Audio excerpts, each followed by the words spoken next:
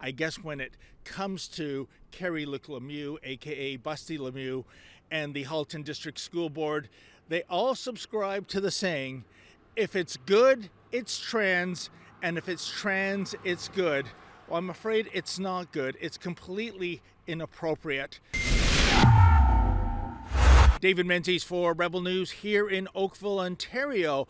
Well, folks, I'm standing outside Oakville Trafalgar High School, and guess who's back in class after a prolonged absence? That would be Kerry Lemieux, aka Kayla Lemieux, aka Busty Lemieux. He is that humanoid who shows up at class to teach shop sporting enormous Z-cup fake breasts with protruding nipples through his blouse. Now, this has caused all kinds of commotion. A lot of the students aren't happy with this. Most of the parents aren't happy with this. But for the Halton District School Board to investigate the fact that maybe this is a prankster at work, that maybe this is someone who is a sexual pervert, they'll hear none of it. Their solution to the outrage, something that made the Halton District School Board an international laughingstock these last several months, was to actually take Lemieux and put him in other schools in the district. Yeah, what a great idea that is, eh, folks? Nobody else in all those other schools, nobody else is going to notice that this is an obvious male with fake Z-cup breasts dressing completely inappropriately. And that's the fact. This school board has a dress code for the students. They even have a dress code for Halloween costumes. But to apply a dress code to the faculty, well, it's something they looked at back in November, and they came to the conclusion that they could not go through with such a mandate, that this would open them up to liability. Now, they were renounced by several of Canada's top labor lawyers, saying that even in a highly unionized environment, an employer is within its rights to apply a dress code. So it is that they've gone back to the drawing board, and this Wednesday, February the 15th, they're going to issue at the regular school board meeting a report stating whether or not they can apply a dress code. And two things spring to mind, no pun intended. If they can apply a dress code in the month of February, why was this unachievable in the month of November? And why is it suddenly liability issues have disappeared? So that's going to be a very interesting school board meeting to take in. Alas, I cannot take it in, nor can I venture onto the property of Oakville Trafalgar High School or any other Halton District School Board property, folks, because they have banned me for life under threat of trespass if I show up. My crime?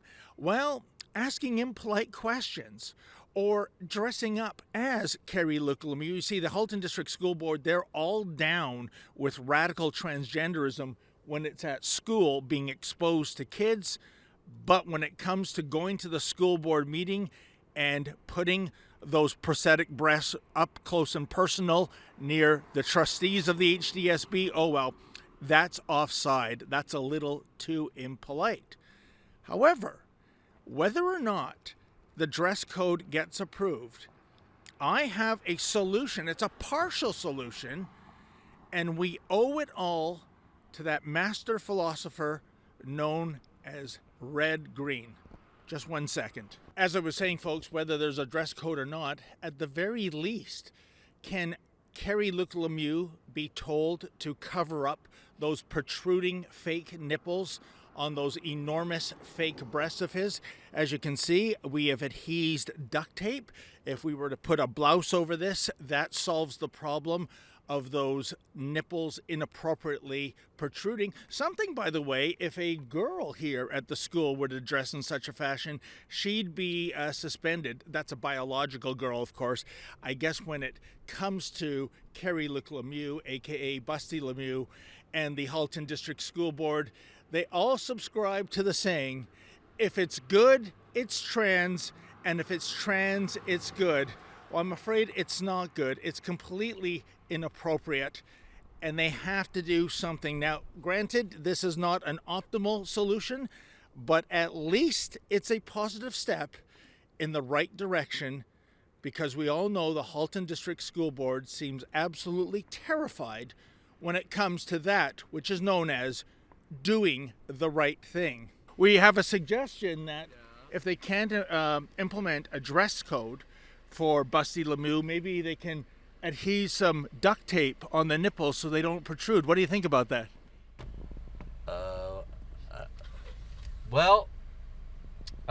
I'm not going to make any jokes about it, but I thought that the region is coming up with, or maybe the school is coming up with some kind of code, aren't they? Or did they read wrong? Oh, no, you're right, sir. They're investigating it. I think it's already been investigated, isn't it? Well, you're right again. They investigated back in November, and they deemed that they couldn't implement a dress code because it would open them up to liability. Now they're They have said that? Yes, they have, yeah. Yeah. And Canada's top labor lawyers have said this is nonsense, because even in a unionized environment, you can implement a dress code. So they're re-examining it, and there's going to be a preliminary hearing this Wednesday. If you were in charge, sir, what would you do? Well, I can't give you an answer on that. But first of all, I'm okay if people want to dress certain ways, but that was buffoonery, unfortunately. Yes. I just don't think that's right. That's not to say that people who are trans or whatever, they want to dress like a woman if they do it consistently instead of keep on going back and forth. I have no problem with that. But in this case, it was buffoonery. I hate to say it, but that's all I can say. For Rebel News, I'm David the Menzoid Menzies. So again, go to protectthestudents.ca and make your voices heard.